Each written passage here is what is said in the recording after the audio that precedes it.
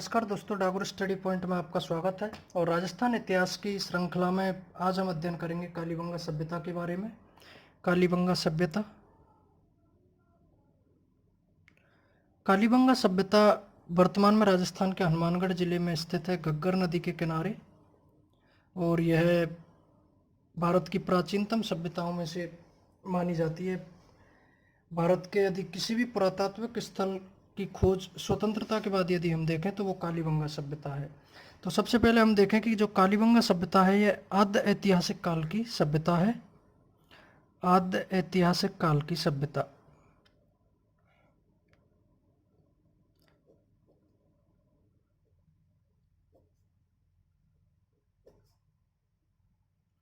और कालीबंगा सभ्यता को सिंधु घाटी जो सभ्यता है उसकी तीसरी राजधानी कहा गया है। सिंधु घाटी सभ्यता की तीसरी राजधानी, सिंधु घाटी सभ्यता की तीसरी राजधानी इसे कहा गया है। और जब भारत स्वतंत्र हुआ तो भारत पाकिस्तान का विभाजन हुआ तो हमारे जो मुख्य पुरातात्विक स्थल थे वो पाकिस्तान वाले क्षेत्र में गए। और भारतीय पुरातात्विक विभाग के लिए एक चुनौतीपूर्ण कार्य भी था कि भारत में भी कुछ बड़े पुरातात्विक स्थल खोजे जाएं। तो पूर्वी बंगाल, गुजरात, राजस्थान वाले क्षेत्र में खोज कार्य शुरू किया गया। तो सबसे पहले जो स्वतंत्रता के बाद कोई भी पुरातात्विक स्थल भारत के अंदर खोजा गया है तो वह कालीबंगा है। तो हम कह सकते हैं कि स्वतंत्र भारत का पहला पुरातात्विक स्थल, स्वतंत्र भारत का पहला पुरातात्विक स्थल।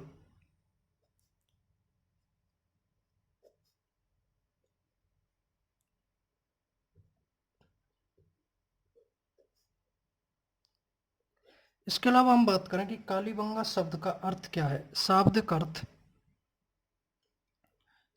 अर्थ यदि हम देखें तो जो कालीबंगा शब्द है वो सिंधी भाषा का शब्द है, सिंधी भाषा का शब्द। और इसका जो अर्थ होता है, इसका अर्थ है काले रंग की चूड़ियां, काले रंग की चूड़ियां।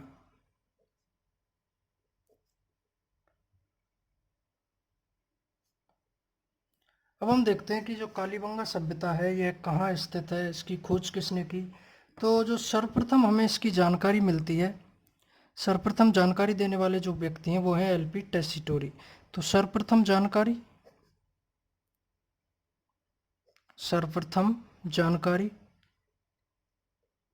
तो सर्वप्रथम जो जानकारी दी थी वो दी थी एलपी टेसीटोरी ने। एलपी टेसीटोरी के द्वारा सर्वप्रथम जानकारी दी गई। अब जब जानकारी इसकी मिली तो इसकी खोज की गई थी। तो अमलानंद घोष के द्वारा 1952 में इसकी खोज की गई।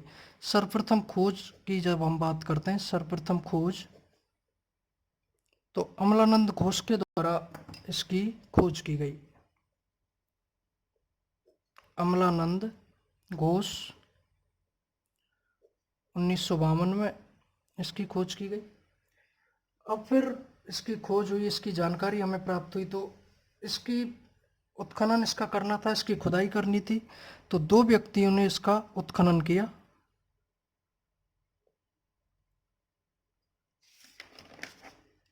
उत्खनन, तो दो व्यक्ति थे उत्खनन करने वाले, वीवी लाल या ब्रजवासी लाल इनका पूरा नाम,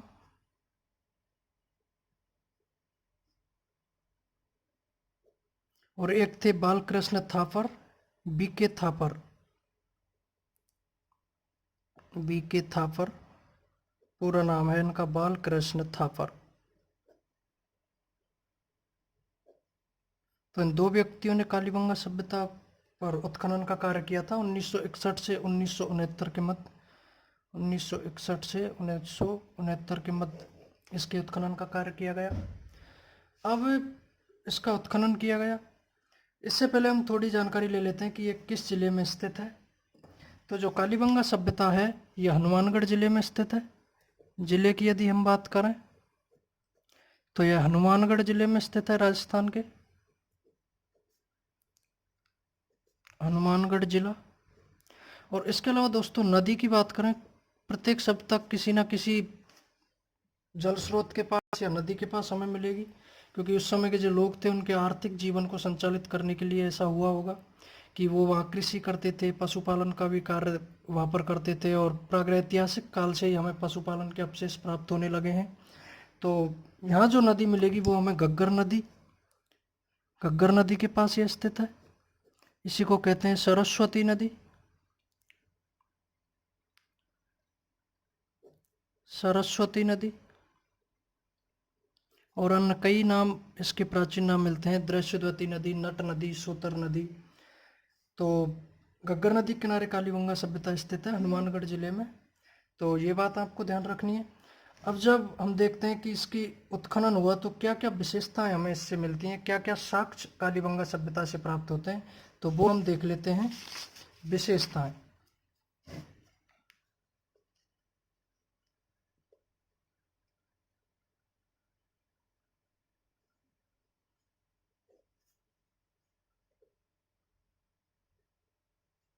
विशेषताएं।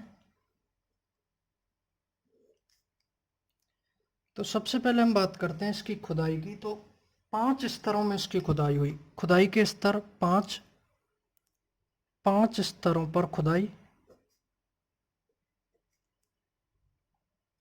और दोस्तों जब इसकी खुदाई की गई तो इसकी खुदाई से हमें 2 प्रकार के टीले मिलते हैं, या 2 प्रकार की नगरीय व्यवस्था मिलती है।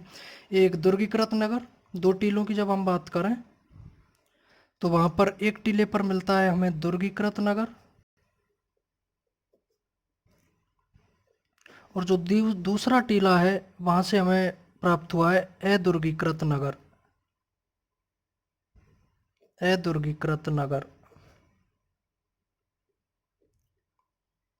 अब दुर्गीकृत नगर से हम ये संभावना जता सकते हैं, ये अनुमान लगा सकते हैं कि यहाँ संभवतः अमीर लोग या विशिष्ट लोगों का आवास होगा, यहाँ के शासक का आवास होगा, अमीर लोगों का आवास।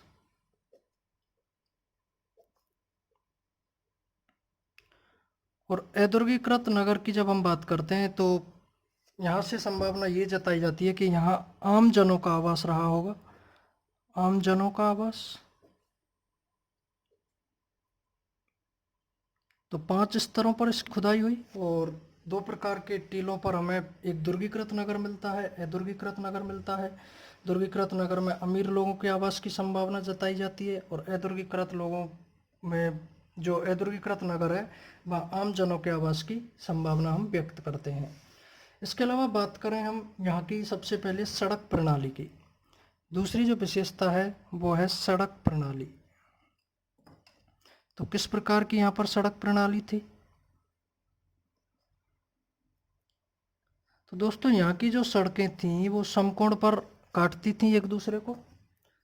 सड़कें समकोण पर काटती थीं।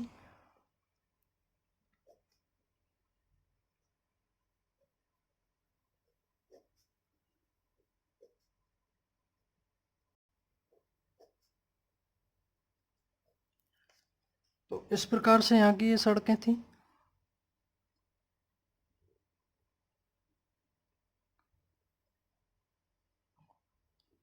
तो ये यहाँ समकोण पर काटती थी, और यहाँ के जो मकान होते थे मुख्य सड़क से उनके दरवाजे पीछे की ओर खुलते थे। ये जैसे मुख्य सड़क है तो जो मकान का दरवाजा है वो पीछे की साइड खुलता था। और इस पद्धति को हम कहते हैं ऑक्सफोर्ड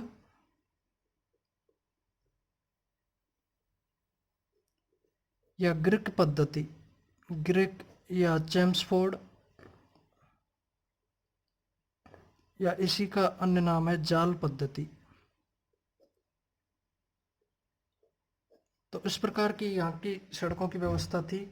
और इसके अलावा जब हम बात करते हैं यहाँ की मकान प्रणाली की, कि मकान यहाँ पर किस तरह के थे। मकान प्रणाली।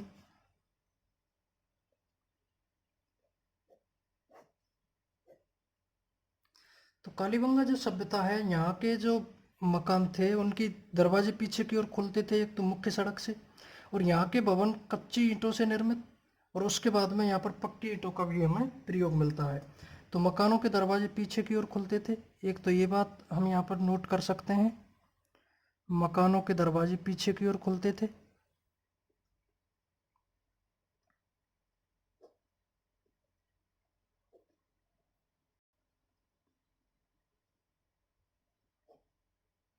और इसके अलावा यहाँ के जो मकान हैं उनमें कच्ची ईंटों का प्रयोग हमें मिलता है। पहले कच्ची ईंटों का प्रयोग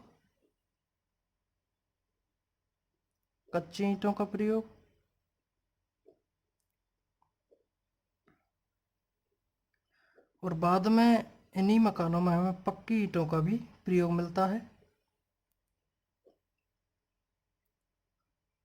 पक्की ईंटों का प्रयोग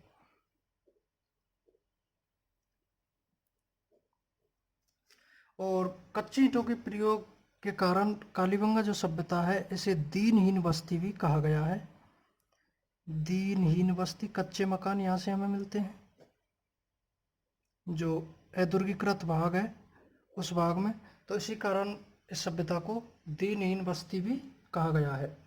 इसके अलावा आगे जब हम बात करते हैं तो जल निकास प्रणाली की हम बात करेंगे कि कालीबंगा सभ्यता में जल निकास प्रणाली किस प्रकार की थी। जल निकास प्रणाली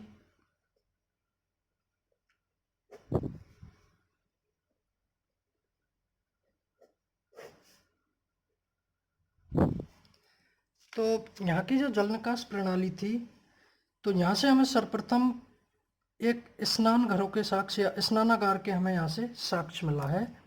स्नानागार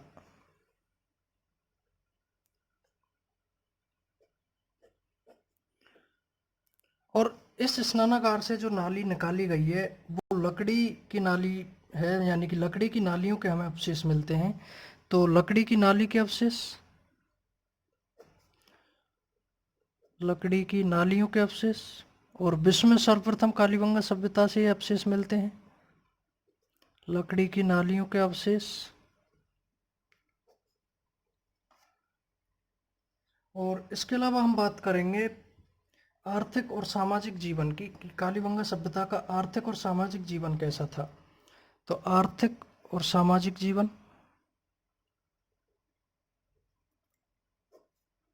आर्थिक और सामाजिक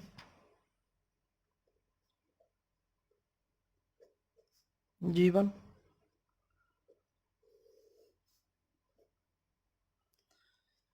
तो दोस्तों इस सभ्यता से हमें प्राचीनतम नगरों के साक्ष्य मिलते हैं। पहली बात तो यह है प्राचीनतम नगरों के साक्ष्य, इसलिए इसे आद्य ऐतिहासिक काल की नगरीय सभ्यता भी कहा गया है। प्राचीनतम नगरों के साक्ष्य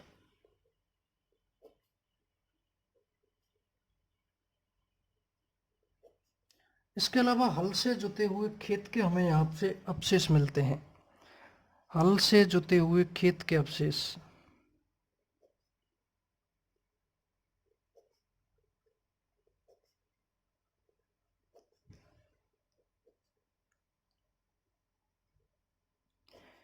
यहाँ से हमें मिश्रित कृषि के साक्ष्य मिलते हैं। मिश्रित कृषि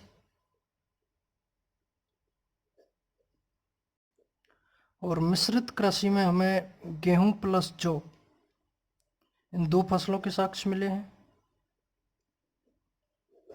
इसके अलावा कपास की खेती के भी हमें यहाँ से साक्ष्य मिलते हैं। कपास की खेती ये विश्व में सर्वप्रथम हमें यहीं से प्राप्त हुए हैं। और आगे हम बात करें तो सबसे प्राचीनतम सामूहिक तंदूर के अवशेष हमें यहाँ से मिलते हैं। सामूहिक तंदूर के अवशेष, सामूहिक तंदूर के अवशेष हमें यहाँ से प्राप्त हुए हैं। इसके अलावा दोस्तों यहाँ पर हम देखते हैं कि कालीबंगा जो सभ्यता है इसमें बलि प्रथा का भी प्रचलन मिलता है। इस प्रकार के साक्ष्य हमें यहाँ से मिलते हैं। बलि प्रथा और इस बात का अनुमान हम इसलिए लगाते हैं क्योंकि यहाँ से कई अग्निवेदिकाएं मिले हैं। हवन कुंड मिला है, हवन कुंड, और इस हवन कुंड में हड्डी, जली हुई हड्डियों के अवशेष मिले हैं। जली हुई हड्डियों के अवशेष, तो हम कह सकते हैं कि संभवतः यहाँ बलि प्रथा का प्रचलन रहा होगा। जली हुई हड्डियों के अवशेष यहाँ से हमें प्राप्त होते हैं। इसके अलावा आगे जब हम बात करते हैं तो यहाँ की जो मकानों की ईंटें थी वो सजावटी अलंकृत यहाँ की ईंटें थी, अलंकृत प्रकार की।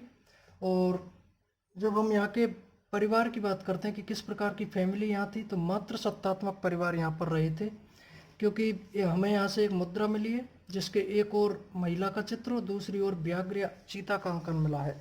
तो मात्र सत्तात्मक परिवार कालीबंगा सभ्यता में थे, मात्र सत्तात्मक परिवार।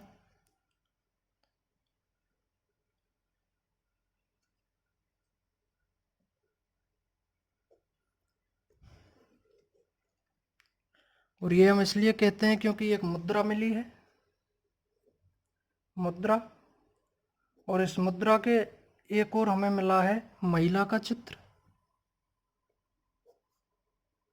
महिला का चित्र। और दूसरी ओर जब हम इसको देखते हैं तो व्याघ्र या चीता का चित्र इस मुद्रा पर मिला है। तो संभवतः यहाँ मात्र सत्तात्मक परिवार रहे होंगे। इसके अलावा विश्व में सर्वप्रथम यहाँ से शल्य क्रिया के साक्ष्य भी मिलते हैं। शल्य क्रिया, या वैज्ञानिक भाषा में इसी को हम कह देते हैं हाइड्रोस्पोलोसिस, हाइड्रोस्पोलोसिस।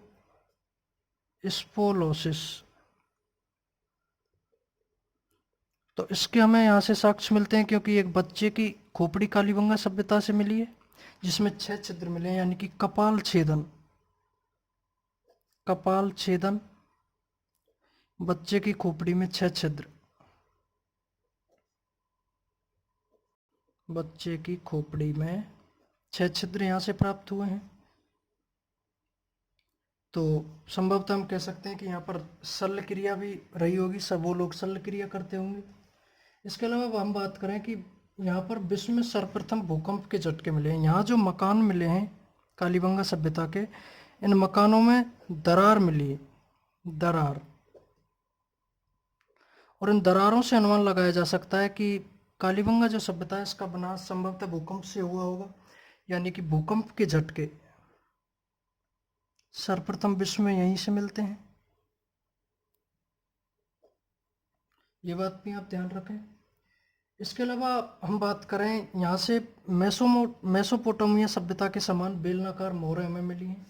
तो हम कह सकते हैं कि वो विदेशी व्यापार भी यहाँ पर रहा होगा। मेसोपोटामिया के समान विदेशी मोहरें, मेसोपोटामिया सभ्यता के समान बेलनाकार मोहरें, समान बेलनाकार मोहरें यहाँ से प्राप्त हुई हैं।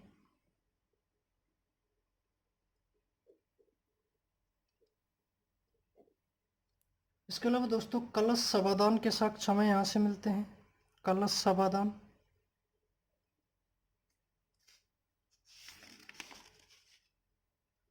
कलश समाधान के साक्ष्य कालीबंगा सभ्यता से प्राप्त होते हैं। और हम आगे जब कालीबंगा सभ्यता की बात करते हैं तो यहाँ से युग्मित शवों के अवशेष मिले हैं, युग्मित शवों के अवशेष, युग्मित शवों के अवशेष। और यहाँ पर जो कब्र मिली है वो अंडाकार, अंडाकार या चिरायु कब्र जिसे कहते हैं, इसके भी हमें यहाँ से साक्ष्य मिले हैं। इसके अलावा दोस्तों बात करें तो स्वास्तिक का चिन्ह कालीबंगा सभ्यता से हमें मिलता है, स्वास्तिक का चिन्ह। और संभवतः इस चिन्ह का प्रयोग वास्तु दोष को दूर करने में किया जाता होगा, वास्तु दोष को दूर करने में।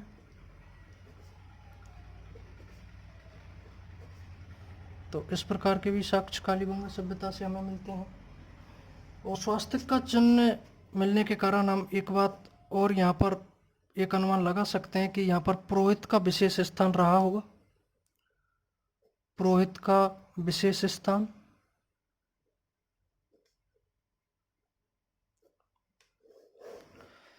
तो ये कालीबंगा की कुछ प्रमुख विशेषताएं थी। अब हम बात करते हैं कि कालीबंगा सभ्यता को और क्या नाम दिए गए हैं। तो कालीबंगा सभ्यता को कांस्ययुगीन नगरीय मात्र सत्तात्मक सभ्यता कहा गया है। कांस्ययुगीन नगरीय, कांस्ययुगीन नगरीय मात्र सत्तात्मक सभ्यता। मात्र सत्तात्मक सभ्यता।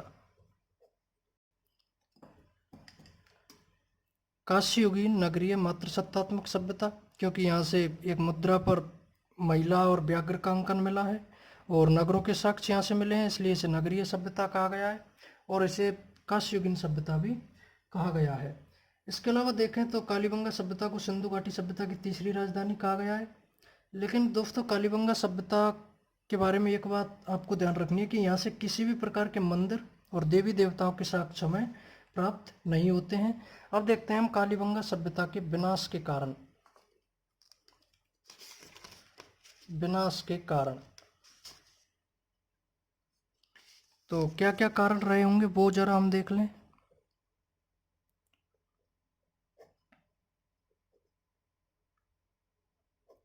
तो मुख्य रूप से कालीबंगा सभ्यता के विनाश के 3 कारण इतिहासकारों ने बताए हैं।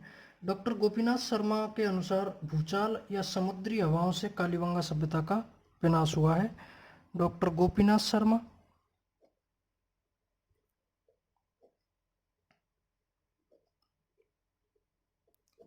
डॉक्टर गोपीनाथ शर्मा कहते हैं कि भूचाल या समुद्री हवाएं कालीबंगा सभ्यता के विनाश का कारण थी।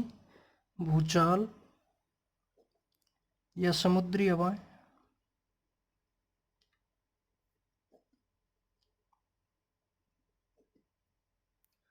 KUR कनेडी के अनुसार संक्रामक रोग। कनेडी इन्होंने बताया है कालीबंगा सभ्यता के विनाश का जो कारण है वो संक्रामक रोग। और अन्य इतिहासकारों ने भी कुछ कारण बताए हैं, जैसे प्राकृतिक आपदा, महामारी, ऐसे कई कारण अन्य इतिहासकार बताते हैं। और इसके अलावा हम बात करते हैं कालीबंगा सभ्यता के समय की, कि इसका जो समय है, इसका काल कब से कब तक रहा। तो ये बहुत महत्वपूर्ण है, इसे भी आप ध्यान रखें। 2350 ईसा पूर्व से 1500 ईसा पूर्व के मध्य इसका समय रहा है। 2350 ईसा पूर्व से 1500 ईसा पूर्व तक इसका समय माना गया है। और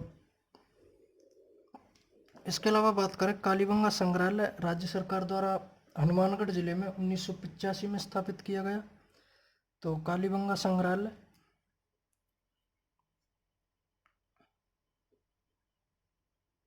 कालीबंगा संग्रहालय